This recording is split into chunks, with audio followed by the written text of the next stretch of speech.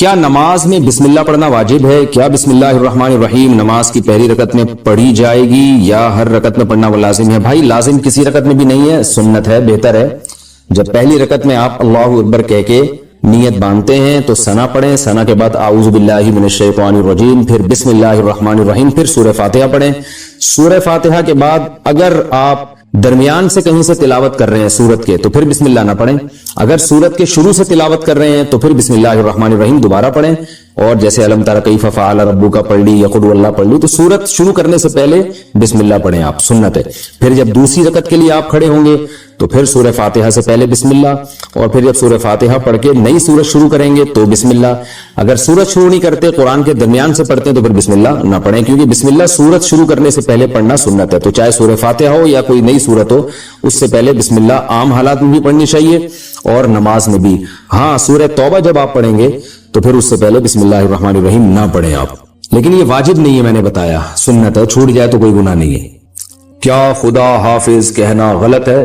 خدا حافظ کہنا کیسا ہے، اس کا جواب دینا کیسا ہے؟ محمد سلمان انڈیا سے۔ جائز ہے، اس میں کوئی حرج نہیں ہے۔ خدا حافظ کا مطلب فی امان اللہ، اللہ کی امان میں، تو خدا تمہارا حافظ ہو، کوئی حرج نہیں ہے، اس میں کہہ سکتے ہیں، اس کا جواب بھی دے سکتے ہیں، نہ دینا چاہیں تو بھی تو بھی ٹھیک ہے، دینا چاہیں تو بھی آپ کہہ دیں کہ اللہ تمہارا بھی حافظ ہونے کے مانو۔ دعا ہے بھائی، یہ دعا کے لیے کوئی ثبوت کی ضرورت نہیں ہوتی۔ بسم اللہ کی جگہ 786 لکھ سکتے ہیں کیا؟ حافظ ساجد انڈیا سے۔ 786 کا مطلب کیا ہے اور اسے لکھنا کیسا ہے؟ دیکھیں جو ہم بولتے ہیں نا، یہ علم اعداد کے ذریعے بھی زبان ہے ایک، تو وہ ہر عدد کا ایک لفظ کی وہ جو ہے نا ترجمانی کر رہا ہوتا ہے، تو جو علم اعداد کو جانتے ہیں کہ کس طرح سے کون سا لفظ لکھا جاتا ہے تو وہ بتاتے ہیں کہ 786 یہ بسم اللہ کا ترجمہ ہے گویا کہ، یعنی بسم اللہ کو 786 بھی ریاضی کی زبان میں لکھا جاتا ہے، تو اس لیے اگر کسی نے لکھ لیا تو گناہ نہیں ہے، لیکن یہ عمل ہے خلاف سنت، اس لیے کہ قرآن و سنت نے جو ہمیں رسم الخط بتایا ہے اس رسم الخط کو چینج نہیں کیا جا سکتا۔ جیسے بسم اللہ جب لکھنی ہے تو بیم، جیسے اس کی مثال ایسے جیسے آپ رومن میں بسم اللہ لکھ رہے ہوں تو آپ نے وہ عربی رسم تو چینج کر دیا نا، تو اس لیے یہ عمل بہرحال خلاف سنت ہے۔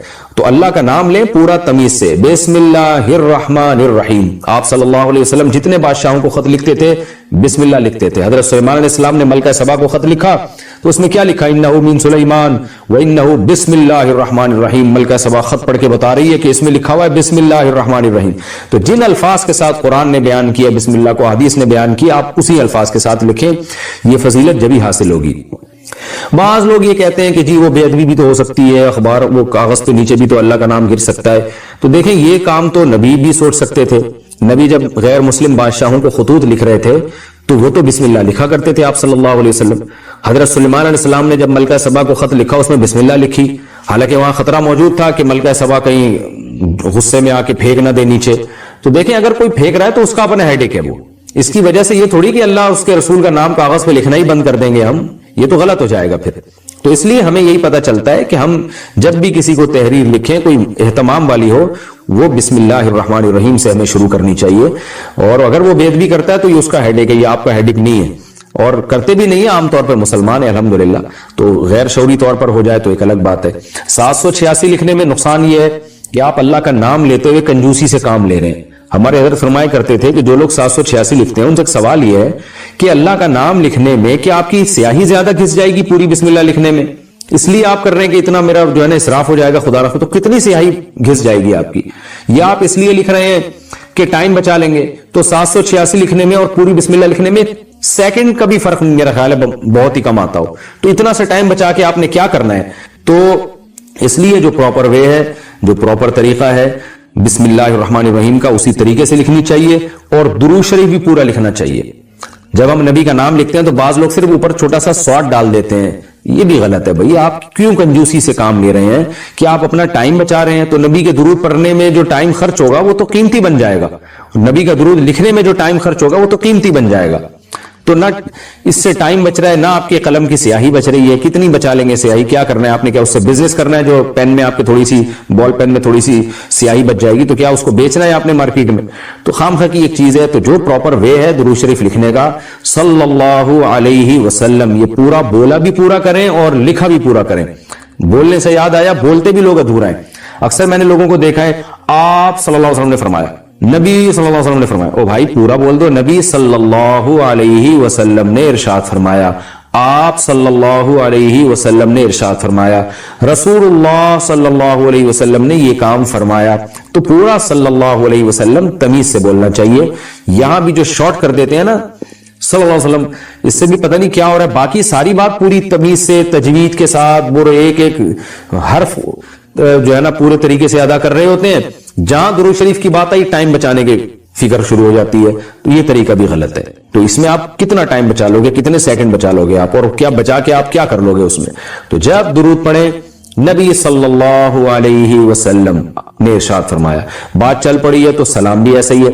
سلام بھی لوگ ایسے کرتے ہیں، السلام علیکم، کہیں گزرے ہوں السلام، وہ جواب میں کیا وعلیکم السلام. وہ میں اکثر ایک واقعہ سناتا ہوں، ہمارے استاذ کو جب کوئی سلام کرتا تھا نا تو کہتے تھے بس یہ جواب آتا تھا. تو ہم کہتے تھے استاد جی آپ کیسا جواب دے رہے ہیں؟ انہوں نے کہا جیسا سلام ہے ویسا جواب ہے.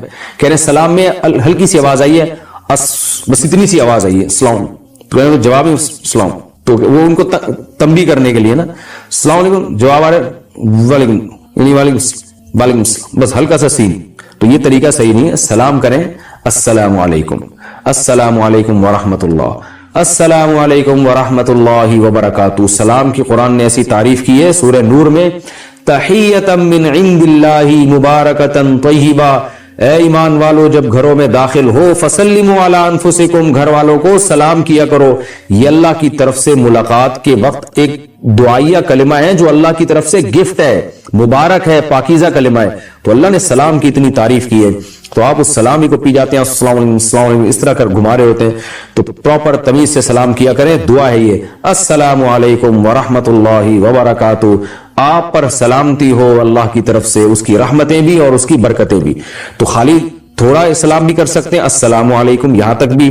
مزید اگر آپ اس میں تڑکا لگانا چاہتے ہیں السلام علیکم ورحمۃ اللہ، اور اگر آپ اس کی سپرلیٹو ڈگری پہ جانا چاہتے ہیں تو السلام علیکم ورحمۃ اللہ وبرکاتہ. پھر جو اس طرح سے جب سلام کرتا ہے نا انسان، پھر جواب میں بھی اسی سٹائل میں جواب دینے میں مزہ آتا ہے.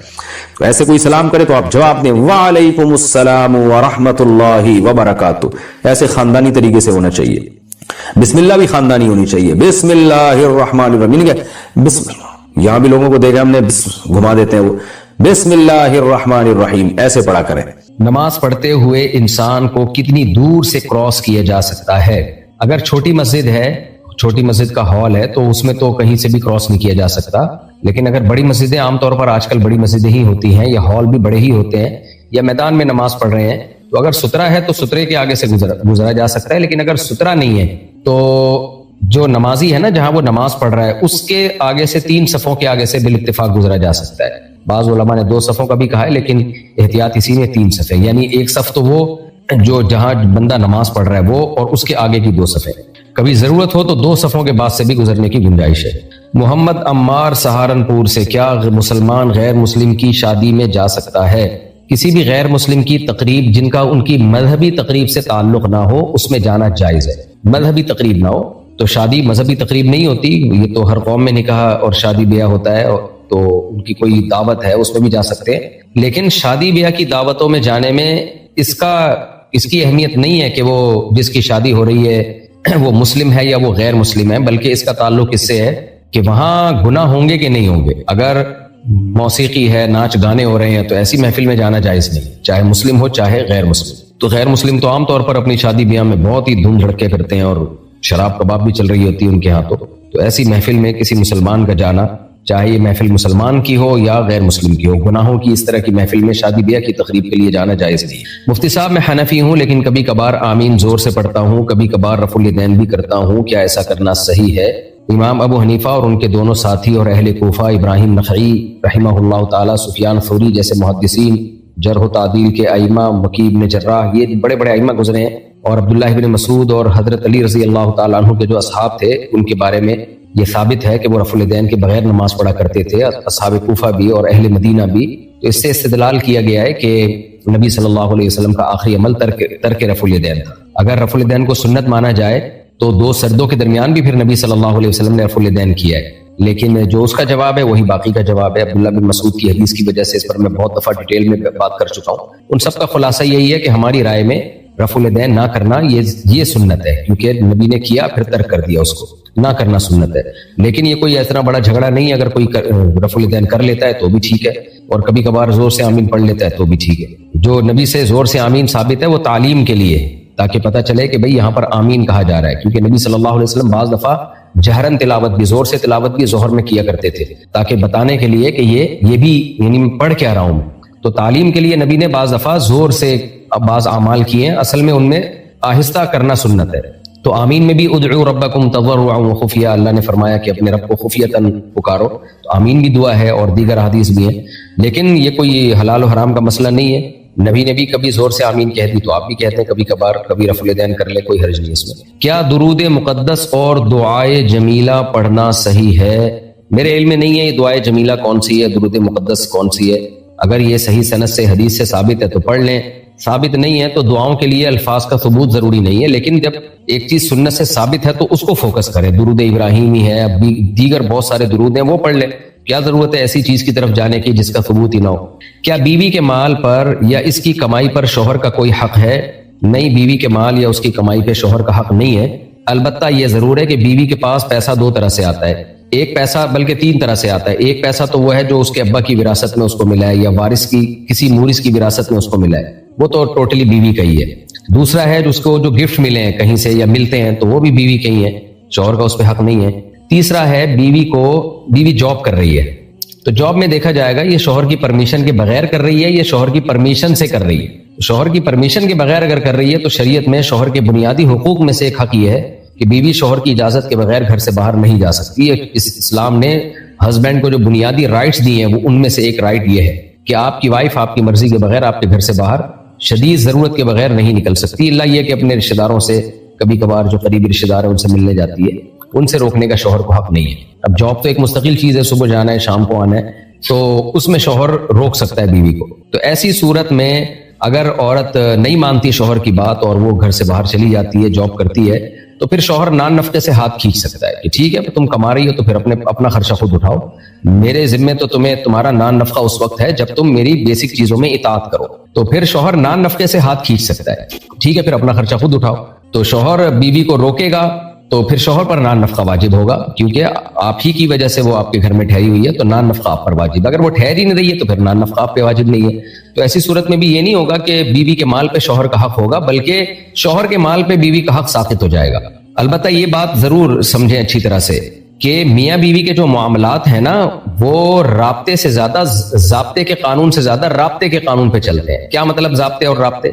कि शरीयत ने झगड़े के वक्त में ये उसूल बयान किए कि जब मियाँ बीवी में इख्तलाफ होगा तो फिर ये उसूल है ताकि झगड़ा खत्म हो। नॉर्मली मियाँ बीवी का माल एक दूसरे का माल ही समझा जाता है, तो अगर बीवी कमा रही है और शौहर को कभी जरूरत पड़ जाती है, शौहर की इजाजत से कमा रही है, तो मियाँ बीवी का रिश्ता ऐसा होता है, उसमें ये नहीं होना चाहिए कि शौहर हॉस्पिटल में पड़ा हुआ है, उसको इलाज के लिए पैसे चाहिए, है ही नहीं पैसे, और वो बीवी से पैसे मांग रहा है, भैया मैं मर रहा हूँ, मैंने तुम्हें खिलाया पिलाया, थोड़ा सा मेरी मदद कर लो। तो बीवी क्या, एक्चुअली बीवी के माल में शौहर का कोई हक नहीं है। तो ये रिश्ते के बहरहाल खिलाफ है। तो जो मोहब्बत का ताल्लुक मियाँ बीवी के दरमियान होता है उसका तकाजा ये है कि असल हुक्म तो यही है कि शौहर ने बीवी पे खर्च करना है, लेकिन कभी जरूरत पड़े और बीवी के पास माल हो तो शौहर को खुद से उसको चाहिए कि वो पूछ लिया करे, दे दिया करे। हमारे सामने केस आया कि शौहर खिलाता था पिलाता था बीवी को, कभी उसको कोई मुसीबत आ गई, बीमार हो गया, तो बच्चे के लिए उसने जो है बीवी से कर्जा लिया, थोड़ा सा, बहुत बड़ी रकम भी नहीं थी, तो बच्चे का इलाज किया, नहीं था बेचारे के पास, पैसे खत्म हो गए। तो अब बेगम साहिबा ने उससे फड्डा कर रही है कि मेरे पैसे मुझे वापस करो। भाई बच्चा तुम्हारा भी तो है, ठीक है शरअन बच्चे का खर्चा बाप पे वाजिब है, लेकिन अखलाकियात भी कोई चीज होती हैं और वफा भी कोई चीज होती है कि जिस आदमी ने सारी जिंदगी खिलाया पिलाया है, आज थोड़ा सा मसले उसके साथ हो गए और आपके पास पैसा है तो थोड़ा ताउन कर लें। तो कानून और ज़ाब्ते की बात तो यही है कि बीवी के माल पे शौहर का कोई हक नहीं है, लेकिन मोहब्बत का ताल्लुक, आपस का ताल्लुक ये है कि जब किसी को जरूरत पड़ती है तो उसके साथ ताउन किया जाता है, और छोटी मोटी रकमों की वापसी का मुतालबा भी नहीं किया जाता आमतौर पे। हाँ, बड़ी रकम हो तो एक अलग बात है। क्या मजाक में 3 दफा तलाक कहने से तलाक हो जाती है? जी हाँ, मजाक में भी 3 दफा तलाक कहने से तलाक हो जाती है। नबी सल्लल्लाहु अलैहि वसल्लम ने फरमाया, सलासुन जिद्दुहुन्न जिद्दुन व हज़लुहुन्न जिद्द। 3 चीजें ऐसी हैं जिनका मजाक भी हकीकत है और हकीकत भी हकीकत है। उन 3 चीजों में आप सल्लल्लाहु अलैहि वसल्लम ने तलाक को भी काउंट किया है। मोहम्मद आबिद भक्कर से, अगर शौहर बीवी से लड़ाई के दौरान इसके भाई को फोन करके बोले कि आकर अपनी बहन को ले जाओ, मेरी तरफ से फारिग है, तो क्या तलाक हो जाएगी? دیکھیں یہ عرف سے اس کا تعلق ہے. میری رائے اس بارے میں یہی ہے کہ فارغ کا لفظ ابھی واضح طور پہ طلاق کے لیے نہیں ہے, دونوں معنوں میں استعمال ہوتا ہے. تو اگر کوئی کہتا ہے نا کہ اپنی بہن کو آ کے لے جاؤ, تو شاید بعض مفتیان کرام فتویٰ دیں کہ یہ قرینہ ہے طلاق پر کہ بہن کو لے جاؤ, کیونکہ لے جانا جب ہی ہوتا ہے جب ڈیورس دے رہا ہو. لیکن میرا خیال یہی ہے اس بارے میں کہ ایسا واضح قرینہ نہیں ہے. یہ بعض دفعہ لوگ ویسے ہی کہہ رہے ہیں اس کو لے جاؤ, یہ فارغ ہے یعنی میرے کسی کام کی نہیں ہے, تو ان کی طلاق کی نیت نہیں ہوتی. تو ایسے الفاظ اگر کسی نے بولے ہیں اپنی بیوی کے بارے میں, اپنے برادر نسبتی کو, سالے کو کہا کہ اپنی بہن کو آ کے لے جاؤ, میری طرف سے یہ فارغ ہے, تو شوہر سے پوچھا جائے گا آپ کی نیت کیا تھی فارغ کے لفظ سے. اگر وہ کہتا ہے کہ فارغ کا مطلب میں نے اس کو چھوڑ دیا ہے, تو پھر ایک طلاق بائن ہوگی, طلاق ایک ہوگی لیکن نکاح ٹوٹ گیا. اور اگر اس کی نیت یہ تھی کہ نہیں جی میری یہ ہرگز نیت نہیں تھی, تو طلاق کی نیت نہیں تھی, تو پھر طلاق واقع نہیں ہوگی. لیکن شوہر کو چاہیے وہ اللہ کو حاضر ناظر جان کے جو بات اس کے دل میں ہے وہ زبان پہ لے کر آئے, اس وقت جو اس کے دل میں نیت تھی. بعض دفعہ شوہر کی نیت اس وقت طلاق کی ہوتی ہے, کم وقت بعد میں بیان بدل دیتا ہے. تو مفتی کے فتویٰ دینے سے اللہ کے حلال کو حرام اور حرام کو حلال نہیں کیا جا سکتا. مفتی تو ظاہر پہ فتویٰ دیتا ہے, تو شوہر کے دل کی حالت تو شوہر ہی بہتر جانتا ہے, تو اس میں اس غلط بیانی سے کام لینا اس کے لیے حرام ہے. اگر ہم لیٹ کر قرآن پاک کی تلاوت سن رہے ہیں تو بے ادبی تو نہیں ہوگی؟ نہیں.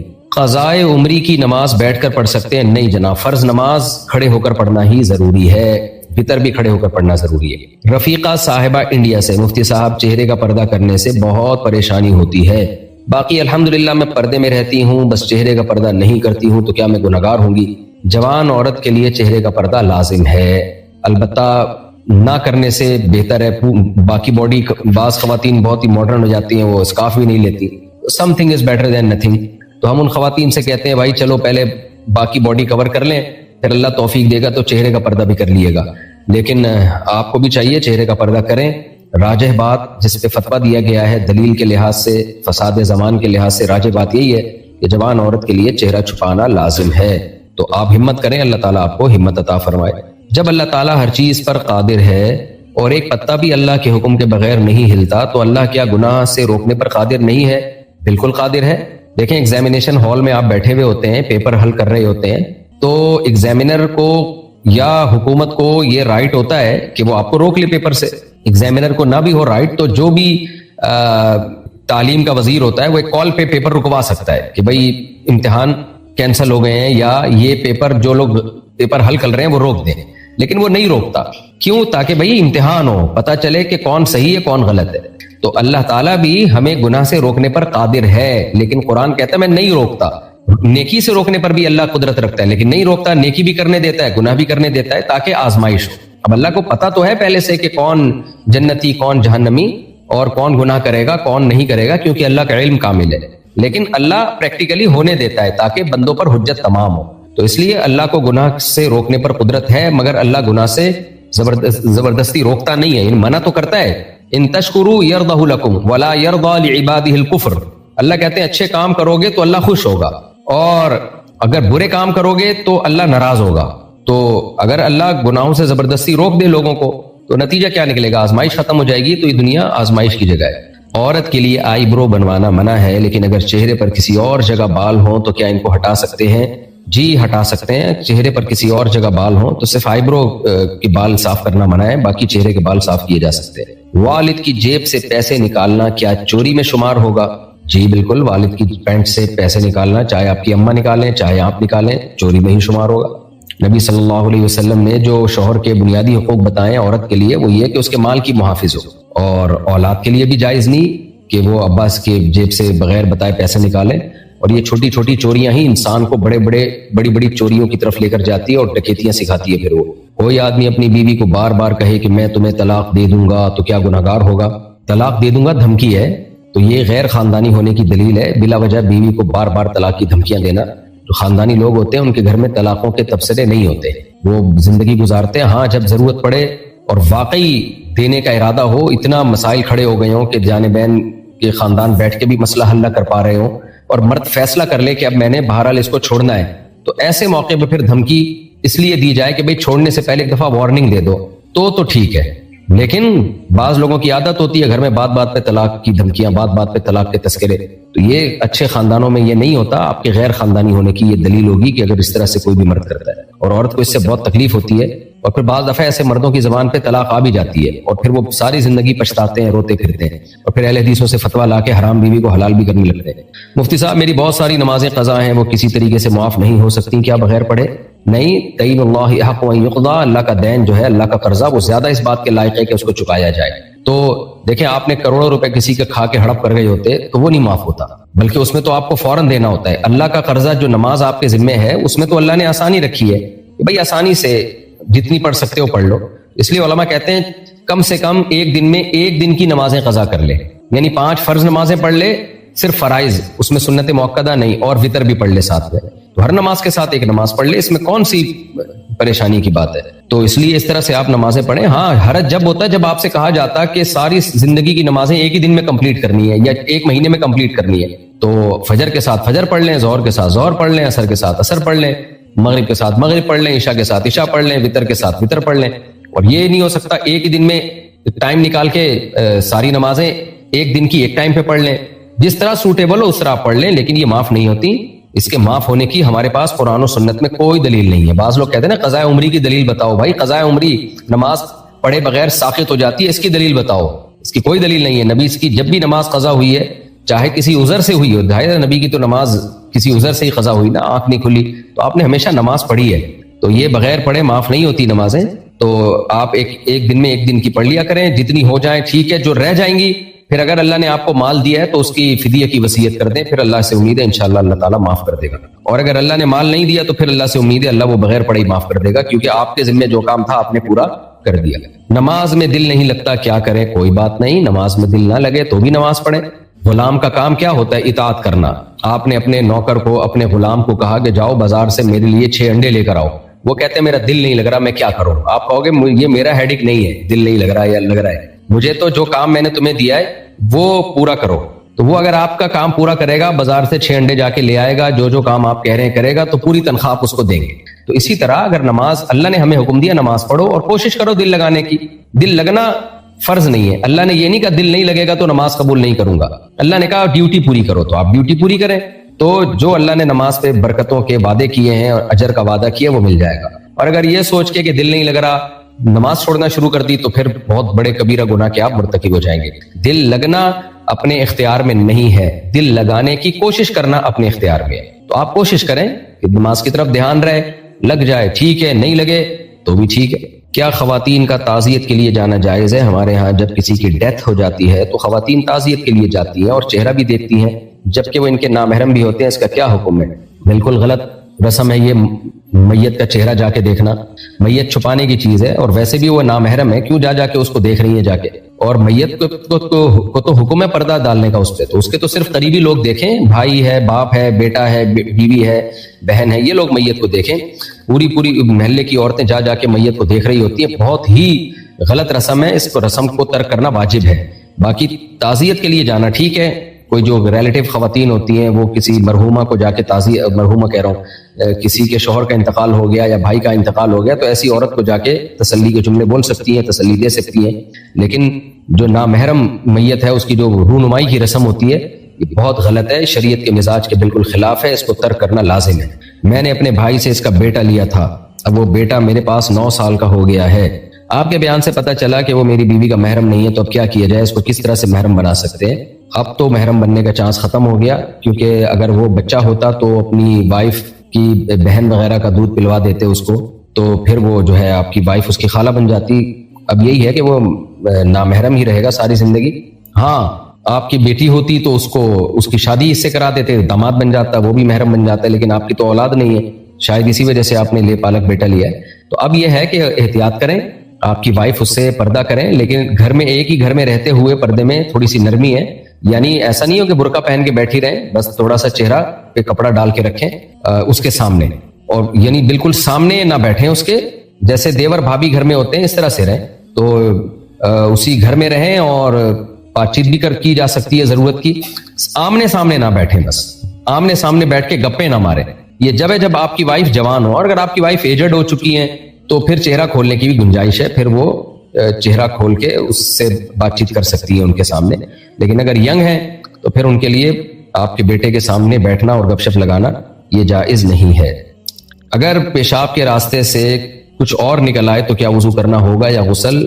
کچھ بھی نکلے پیشاب کے راستے سے تو اس سے وضو ٹوٹ جاتا ہے اور وضو کرنا فرض ہو جاتا ہے۔ غسل جب فرض ہوتا ہے جب شہوت کے ساتھ جسم سے منی نکلے۔ میں روزانہ 80 کلومیٹر دور ڈیوٹی کے لیے جاتا ہوں تو ڈیوٹی پر قصر نماز پڑھوں گا یا پوری نماز؟ 80 کلومیٹر دور آپ گھر سے جاتے ہیں تو 80 کلومیٹر سے کوئی تعلق نہیں ہے۔ شہر سے باہر اگر آپ 80 کلومیٹر دور جاتے ہیں تو آپ کو 80 کلومیٹر دور جانے کی نیت سے جب آپ شہر سے باہر نکلتے ہیں تو آپ کو قصر نماز پڑھنی پڑے گی۔ لیکن اگر شہر سے باہر 80 کلومیٹر دور نہیں ہے، اپنے گھر سے 80 کلومیٹر ہے، تو پھر قصر نماز نہیں ہے۔ اگر عورت اپنے محرم کے سامنے ٹخنوں سے اوپر لباس پہنے تو کیا یہ جائز ہے؟ جائز تو ہے لیکن بے شرمی کی بات ہے۔ ہماری خواتین کا جو ڈریسنگ ہے بالکل ویسٹرن ڈریسنگ کی طرف آ رہی ہے۔ اس کی مثال ایسے ہے جیسے میں کہوں میں اگر اپنے ابو کے سامنے قمیض نہ پہنوں، اپنے بھائی کے سامنے میں اگر قمیض نہ پہنوں تو جائز ہے؟ جائز تو ہے لیکن نارملی یہ عمل ٹھیک نہیں ہے، حیا کے خلاف ہے۔ اسلام حیا کو پروموٹ کرتا ہے، تو مسلمان عورت کا پراپر ڈریس ہونا چاہیے۔ تو بھائیوں سے بھی حیا کا تقاضا یہ ہے، تو وہ بھی مرد، ان سے حیا کا تقاضا یہ ہے کہ پراپر ڈریس پہنے۔ تو حرام کی بات نہیں ہے لیکن بہرحال یہ اپریشیٹ نہیں ہے اور شریعت اس کو غلط سمجھتی ہے، اس کی جو ہے حوصلہ شکنی کرتی ہے۔ صحابیات اور اس زمانے سے لے کے آج تک مسلم عورتیں پراپر ڈریس پہنتی رہی ہیں، تو شریعت کی بھی کبھی کسی ایسی چیز کو پروموٹ نہیں کر سکتی جو سوسائٹی میں حیا کے خلاف ہو۔ تو اس لیے ان کو چاہیے کہ پورا ڈریس پہنے وہ مردوں کے سامنے، چاہے محرم ہی کیوں نہ ہو۔ اونٹ کا گوشت کھانے سے کیا وضو ٹوٹ جاتا ہے؟ اونٹ کا گوشت کھانے سے وضو ٹوٹنے کا مسئلہ اختلافی ہے۔ جمہور امت کے نزدیک وضو نہیں ٹوٹتا، حنابلہ کے نزدیک جو سعودی عرب کے لوگ چونکہ امام احمد حنبل کو فالو کرتے ہیں ان کے نزدیک وضو ٹوٹ جاتا ہے۔ دلائل دونوں طرف ہیں۔ جمہور امت کے نزدیک یہ حکم منسوخ ہے۔ ابتدائے اسلام میں لوگوں کو وضو کا عادی بنانے کے لیے کچھ احکام میں سختی کی گئی تھی۔ آگ پہ پکی ہوئی چیز کھانے سے بھی وضو ٹوٹ جاتا تھا اور اونٹ کا گوشت کھانے سے بھی وضو ٹوٹ جاتا تھا۔ تو آہستہ آہستہ یہ احکام میں پھر آسانی دی گئی ہے اور پھر صرف حدث سے وضو ٹوٹنے کا حکم دیا گیا۔ حدث کا مطلب جسم سے کوئی نجاست نکلے۔ صدقے کی رقم کیا ہم غیر مسلم ضرورت مند کو دے سکتے ہیں؟ جی بالکل دے سکتے ہیں، زکوٰۃ نہیں دے سکتے، نارمل صدقہ دے سکتے ہیں۔ نماز میں کھجانے سے کیا نماز ہو جاتی ہے یا نہیں؟ کتنی دیر کھجانے سے نماز ٹوٹ جاتی ہے؟ نماز میں حرکت کرنا غیر ضروری ہے، جائز نہیں ہے۔ تو اتنی حرکت اگر نماز میں کسی نے کی، اس میں بعض علماء تو کہتے ہیں جلدی 3 دفعہ حرکت کی تو نماز ٹوٹ جائے گی، یہ قول بھی ہے لیکن اس میں ظاہر ہے مشکل ہے۔ اور دوسرا قول یہ ہے کہ آپ نے نماز میں اتنی حرکت کی کہ اگر دیکھنے والا آپ کو اس وقت دیکھ لیتا تو وہ یہ سمجھتا کہ آپ نماز میں نہیں ہو، کیونکہ نماز کی ایک خاص حیت ہوتی ہے۔ تو اتنی حرکت کی، بار بار کھجا رہے ہو کہ نیا آدمی آئے تو سمجھے کہ شاید آپ نماز نہیں پڑھ رہے، تو اس کو حرکت کثیرہ کہتے ہیں۔ تو اتنی حرکت کرنے سے نماز ٹوٹ جاتی ہے۔ تو اب یہ جو نماز پڑھ رہا ہے وہ خود فیصلہ کرے کہ یہ حرکت زیادہ ہے یا کم ہے، لیکن ضرورت کی وجہ سے اگر کھجایا جائے تو کنٹینیوسلی نہ کھجایا جائے، تھوڑا وقفے سے کھجایا جائے تاکہ کنٹینیوسلی اتنی حرکت نہ ہو کہ جس سے نماز ٹوٹ جائے۔ ہمارے حضرت مفتی رشید احمد صاحب رحمہ اللہ تعالیٰ فرمایا کرتے تھے کہ یہ آج کل لوگوں کو نماز سے پہلے خارش نہیں ہوتی، نماز کی نیت باندھتے ہی خارش شروع ہو جاتی ہے۔ تو فرماتے تھے پہلے کھجا لیا کرو جتنا کھجانا ہے، اس کے بعد تکبیر کہہ کے نیت باندھو تاکہ سکون اور اطمینان سے نماز ہو سکے۔ اگر ہسبینڈ وائف پر ہاتھ اٹھاتا ہو تو وائف کیا کرے؟ اپنے خاندان والوں کو بتائے، دونوں طرف کے خاندان بیٹھیں اور یہ فیصلہ کریں کہ کوئی کیا وجہ ہے، کیوں ہاتھ اٹھا رہے ہیں، کوئی معقول ریزن ہے یا نامعقول ریزن ہے، اور اگر معقول ریزن ہے تو ہاتھ اٹھائے بغیر بھی کام چل سکتا ہے کہ نہیں چل سکتا۔ تو پرسنلی یہ اس طرح کے مسائل میں ایک رائے دینا ٹھیک نہیں ہوتا، ہر گھر کے حالات مختلف ہوتے ہیں۔ نارملی تو دیکھیں بیوی پہ ہاتھ اٹھانا شریعت میں پسندیدہ کام نہیں ہے، ہمارے نبی صلی اللہ علیہ وسلم نے پوری زندگی اپنی کسی زوجہ پہ ہاتھ نہیں اٹھایا، لیکن آگے وہ کر کیا رہی ہے؟ بعض عورتیں شوہر کے ماں باپ کو گالی دے رہی ہوتی ہیں، بعض کسی فحاشی میں مبتلا ہو چکی ہوتی ہیں، تو اب ہر گھر کے حالات مختلف ہوتے ہیں۔ تو اس لیے اس کے بارے میں جو قرآن نے ہمیں حکم دیا ہے کہ دونوں طرف کے خاندان کے سمجھدار لوگ بیٹھ جائیں اور وہ کیس اسٹڈی کریں کہ ہو کیا رہا ہے سوسائٹی میں، خاندان میں۔ اور بعض مرد ظالم ہوتے ہیں، ان کو ہاتھ اٹھانے کا شوق ہوتا ہے، ان کی گھر سے باہر کہیں چلتی نہیں ہے تو پھر وہ گھر میں آ کے سارا نزلہ بیوی پہ اتار رہے ہوتے ہیں۔ تو اس میں جنرلی کوئی مسئلہ بیان کرنا میرے لیے ممکن نہیں ہے، جب تک میاں بیوی کے حالات پورے سامنے نہ آئے اس وقت تک فیصلہ کرنا یہ یا کوئی رائے دینا بہت مشکل ہے۔ اس سے گھروں کا نظام میں بعض دفعہ میرے کلپ چلتے ہیں اور الٹا فساد پیدا ہو جاتا ہے۔ کیا توبہ کرنے سے ہر گناہ معاف ہو جاتا ہے یا کچھ گناہ ایسے بھی ہیں جو توبہ سے معاف نہیں ہوتے؟ توبہ اگر سچے دل سے کسی نے کی ہو کہ جو ماضی میں ہو چکا اس پہ پکی ڈھکی ندامت ہو، اس وقت اس گناہ کو چھوڑ دے اور آئندہ نہ کرنے کا عزم ہو، اور یہ بھی عزم ہو کہ میں گناہ کے اسباب بھی اختیار نہیں کروں گا، وہ کام جس سے گناہ کی طرف رغبت ہوتی وہ بھی نہیں کروں گا، تو پھر گناہ معاف ہو جاتا ہے، ہر گناہ معاف ہو جاتا ہے۔ البتہ حقوق العباد جو ہیں یا اللہ کے وہ حقوق جو ذمے میں رہ جاتے ہیں وہ بہرحال آپ کو ادا کرنے پڑیں گے. جیسے فرض نمازیں آپ نے قضا کی ہے, توبہ تو کر لی لیکن قضا بہرحال کرنی پڑے گی اس کو. اسی طرح کسی کا قرضہ لیا ہوا ہے, پیسے ہیں, تو وہ بہرحال آپ کو دینے پڑیں گے. کوئی بندہ قتل کر دیا تو اس کی دیت دینی پڑے گی. جتنی اللہ استطاعت دے اس حساب سے قسطوں میں دی جا سکتی ہے. تو وہ جو حقوق العباد ہیں وہ بہرحال پورے کرنے پڑیں گے. اگر بچے نے پیمپر پہنا ہوا ہو اور پیمپر کے اندر نجاست ہو اور ہم نماز پڑھ رہے ہوں, بچہ اگر ہمارے اوپر بیٹھ جائے تو کیا ہماری نماز ہو جائے گی؟ نہیں, نماز نہیں ہوگی آپ کی. اگر نماز میں نظریں ادھر ادھر جائیں تو اس کا کیا حکم ہے؟ خلاف سنت ہے, اس عادت کو چھوڑنا چاہیے. نبی صلی اللہ علیہ وسلم نے خاص طور پر اوپر کی طرف دیکھنے پہ تو بہت شدید وعید ہے. تو نماز میں سنت یہی ہے کہ جب آپ قیام کی جگہ کھڑے ہوئے ہوں تو سجدے کی جگہ پر آپ نظر رکھیں, جب اتحیات میں ہوں تو اپنی جھولی پہ نظر رکھیں, رکوع میں ہوں تو اپنے پاؤں پہ نظر رکھیں. میں ہندو ہوں, پوچھنا چاہتا ہوں کہ آپ صرف اپنے دھرم کی بات کرتے ہو, کیا اور دھرم اچھے نہیں ہیں؟ میرے بھائی آپ نے جو سوال پوچھا ہے, دیکھیں دو متضاد, جو ایک دوسرے سے ٹکرانے والی باتیں ٹھیک نہیں ہو سکتی نا. سائنسدان کوئی تھیوری پیش کرتے ہیں, ایک سائنسدان ایک تھیوری پیش کرتا ہے, دوسری اس کے مخالف تھیوری پیش کرتا ہے, تو حقیقت میں تو ایک ہی ٹھیک ہوگی, وہ دونوں تو ٹھیک نہیں ہوں گی. آپ کے نظریات ہیں, اب اسلام کے جو نظریات ہیں, اسلام کے جو عقیدے ہیں وہ دوسرے مذہب سے بہت ڈیفرنٹ ہے.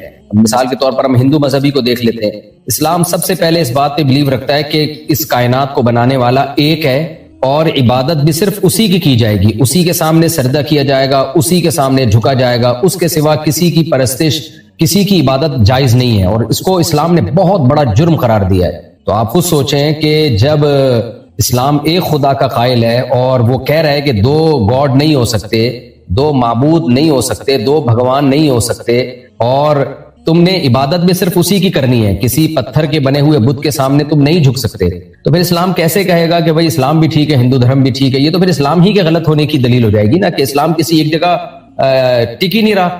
دیکھیں کورٹ میں کیس چلتا ہے, گواہ کہتے ہیں کہ اس شخص نے اس شخص سے پیسے لیے ہیں, میرا جو یعنی یہ آدمی درست ہے, پھر وہی گواہ بیان بدل دیتا ہے کہ یہ درست نہیں ہے, تو کورٹ کہے گی, جج کہے گا کہ آپ کو تو خود ہی اپنے دعوے پر یقین نہیں ہے.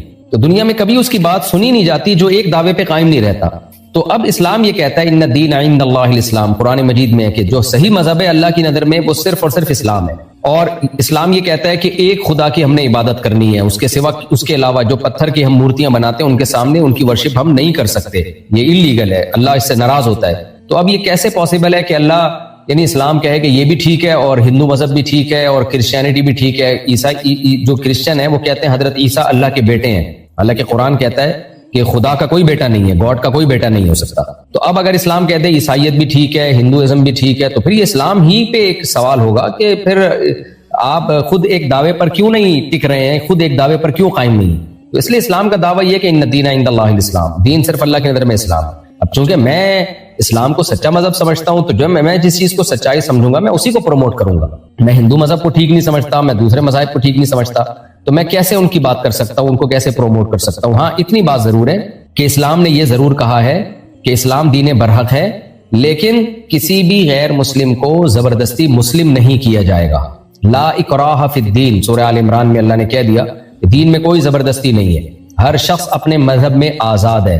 اللہ آخرت میں خود اچھا بدلہ دے گا ان لوگوں کو جنہوں نے صحیح دین کو فالو کیا, اور ان کو سزا دے گا جنہوں نے غلط دین کو فالو کیا. لیکن دنیا میں ہم کسی کو زبردستی مسلم ہونے کا نہیں کہہ سکتے, ایک بات. نمبر 2, اسلام نے ہمیں یہ حکم دیا کہ اگر کوئی اسلام کو ایکسیپٹ نہیں کرتا تو ہیومینٹی کی بیس پہ, انسانیت کی بیس پہ آپ نے اس سے بھی اچھا سلوک کرنا ہے. قرآن میں 28ویں پارے میں ہے لا ینہاکم اللہ عن الذین لم یقاتلوکم فی الدین, کہ جو غیر مسلم تم سے میدان جنگ میں لڑتے نہیں ہیں, جو آرام سے رہتے ہیں, تو تم نے بھی ان کے ساتھ اچھا سلوک کرنا ہے. یہ صاف ہدایات ہیں, ان کو صدقہ بھی دے سکتے ہو, ان کو گفٹ بھی دے سکتے ہو, ان کی تقریبات میں بھی جا سکتے ہو. اور اگر غیر مسلم تمہارے ماں باپ ہیں تو تمہیں ان کے ساتھ بہت زیادہ اچھا سلوک کرنا پڑے گا. اگر تمہارے ریلیٹیو ہیں تو ان سے بہت زیادہ اچھا سلوک تمہیں کرنا پڑے گا.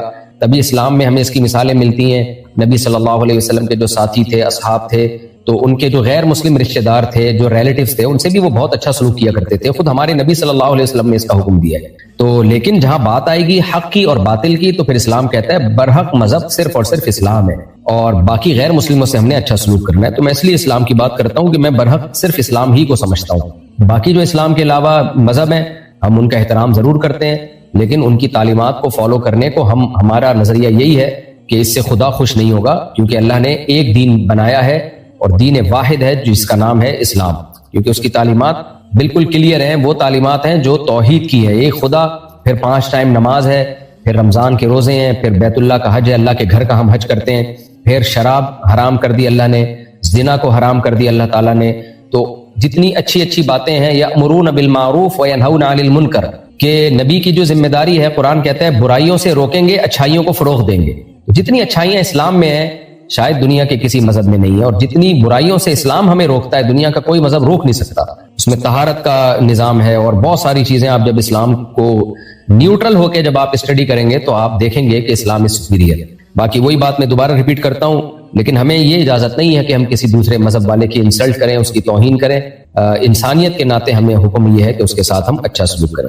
سوتیلا باپ محرم ہے یا نہیں؟ سوتیلا باپ محرم ہے، اس سے پردہ فرض نہیں ہے اور اس سے زندگی میں کبھی نکاح بھی نہیں ہو سکتا. لیکن آج کل فساد کا دور ہے، اس لیے سوتیلے باپ جب لڑکی جوان ہونے لگے تو سوتیلے باپ سے تھوڑا سا اس کو ریزرو ہونا چاہیے. بعض جگہوں پہ ہم نے دیکھا ہے کہ جوان بیٹیوں سے گلے مل رہے ہیں، ان کے چہرے پہ بوسہ لے رہے ہیں.